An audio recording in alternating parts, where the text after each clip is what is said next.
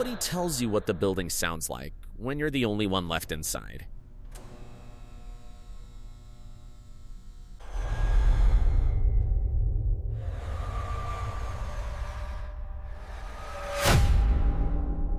I'll go by Mitch. I'm 28. I work security at a medical office complex in suburban Ohio. 3 connected buildings, maybe 60 offices total. Dermatologists, dentists, physical therapy clinics. During the day, the place is packed.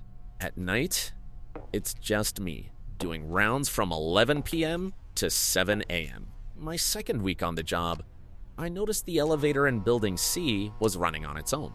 I'd be sitting at the front desk watching the camera feeds, and I'd see the floor indicator above the elevator doors change. First floor to third, third to second, second back to first. No one was in the building. The doors would open on each floor, stay open for exactly 10 seconds, and close. Like it was picking someone up. I reported it to my supervisor. He said the elevators ran diagnostic cycles overnight and not to worry about it. That made sense. I stopped paying attention. About a month in, I was doing my 2 a.m. walkthrough of Building C. I came around the corner toward the elevator lobby on the second floor, and the doors were open. The car was lit, empty, waiting. I walked past it toward the stairwell. As I passed, I glanced inside out of habit. There was a wet footprint on the elevator floor. Just one. A bare left foot. Clearly defined, toes and all, in what looked like water. The rest of the floor was dry. I stared at it for a few seconds. Then the doors closed in my face.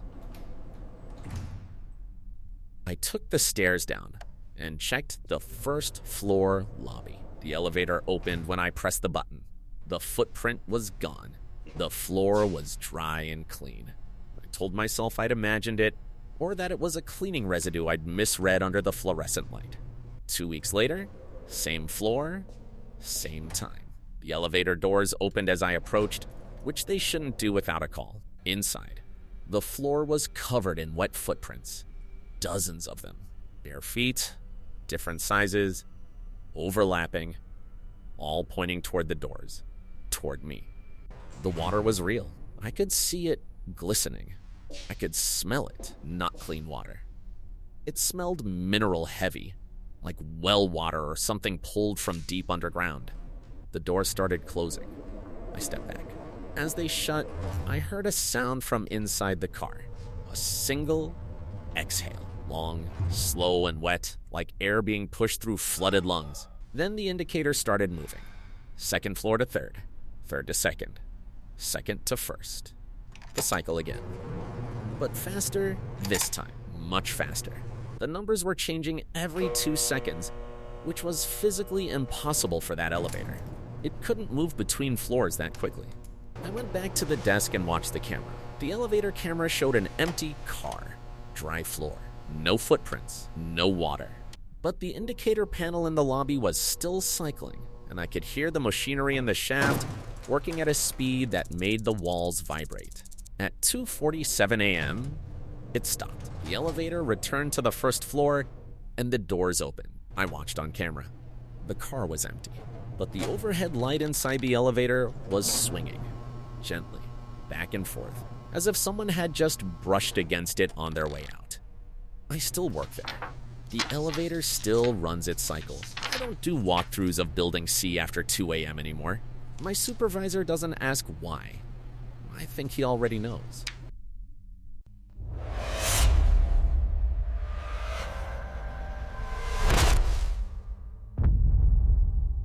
Call me Renee. I'm 34. I'm a night shift charge nurse at a rehabilitation hospital in rural Pennsylvania. We handle post-surgical recovery, mostly joint replacements and spinal procedures. The patients are almost all adults in their 50s through 80s. It's quiet work. The overnight census is usually around 20 patients, and I have 2 CNAs helping me. Last October, we had a patient in room 14 named Gerald. He was 72, recovering from a hip replacement. Pleasant guy. No cognitive issues, no psych history. He was progressing well and was scheduled for discharge in 2 days. At 3:15 a.m., his call light went on. I walked down to his room and knocked. He said, "Come in." When I opened the door, he was sitting upright in bed, completely alert, staring at the corner of the room near the ceiling. Not the TV, not the window. The corner where two walls met the ceiling. I asked him what he needed. Without looking at me, he said, "Who is the woman standing up there?" I looked at the corner. There was nothing there. I told him there was no one. He shook his head slowly and said, "She's right there. She's been watching me for about an hour. She's standing on the wall." The way he said standing on the wall made my skin prickle. Not floating, not hanging, standing. As if the wall were a floor and gravity had simply decided to point a different direction for her. I checked his vitals. Normal. Oxygen sat was 97. No fever. I checked his medication list for anything that could cause hallucinations. Nothing. I told him it was probably a shadow or a dream fragment and that he should try to rest. He looked at me for the first time and said, very calmly, "She just turned her head to look at you." I left the room faster than I should have. I sent my CNA, Daryl, to check on him 20 minutes later. Daryl came back looking unsettled. He said Gerald was asleep, but the room was freezing. He said the thermostat read 71, same as every other room. But the air near that corner was so cold, he could see his breath. Gerald was discharged 2 days later without incident. He never mentioned the woman again. 3 weeks after that, we admitted a new patient to room 14, a 58-year-old woman named Patricia. Knee replacement. Completely different person. No connection to Gerald whatsoever. Her second night, at almost exactly 3 a.m., her call light went on. I went to her room. She was sitting up, staring at the same corner. She said, "There's someone on the ceiling." My whole body went cold. I asked her to describe what she saw. She said it was a woman in a dark dress, pressed flat against the ceiling like she was lying on it face down, but her head was rotated completely around, so her face pointed downward into the room. Patricia said the woman's eyes were open and she was smiling. I couldn't speak. Patricia looked at me and said, "You've heard this before, haven't you?" I transferred Patricia to a different room that night. She slept fine after that. I put in a maintenance request to have room 14 inspected. They found nothing wrong. The room is still in use. I've had 2 more patients report seeing something in that corner in the months since. Both described the same thing. A woman on the ceiling, face turned down, smiling. I don't go into room 14 alone anymore, and I never look at that corner because I'm afraid that one night I'll see her too. And once I see her, I don't think she'll let me leave.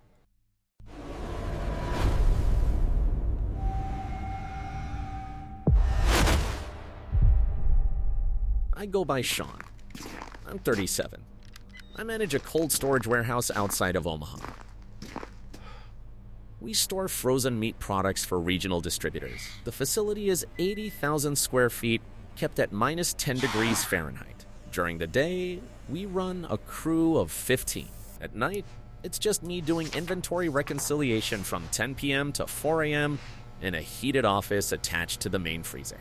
The office has a window that looks into the warehouse floor. Rows of steel racking, pallets stacked 8 feet high, everything coated in a thin layer of frost. The overhead lights stay on all night, but the far end of the warehouse is always dim because half the fixtures back there burned out years ago, and nobody's replaced them. In January, I started finding handwriting on the frost. The first time, I was doing a physical count in aisle 7. I ran my scanner over a pallet label and noticed letters traced into the frost on the shrink wrap. Someone had dragged a finger through the ice crystals and written a word. It said, "Stip." I assumed a day shift worker had done it as a joke. I wiped it off and kept working. The next night, I found another one. Aisle 3 this time. Same handwriting, same finger trace letters in the frost. It said, "Here. Still. Here." I mentioned it to my day shift lead. He said nobody on his crew had been in those aisles. I checked the entry logs. No one had badged into the warehouse between my shift and the day crew's arrival. The words had appeared during the 6-hour window when I was the only person in the building. Over the next 2 weeks, I found more. Always single words. Always in the frost, on pallets or racking, cold. Below, waiting.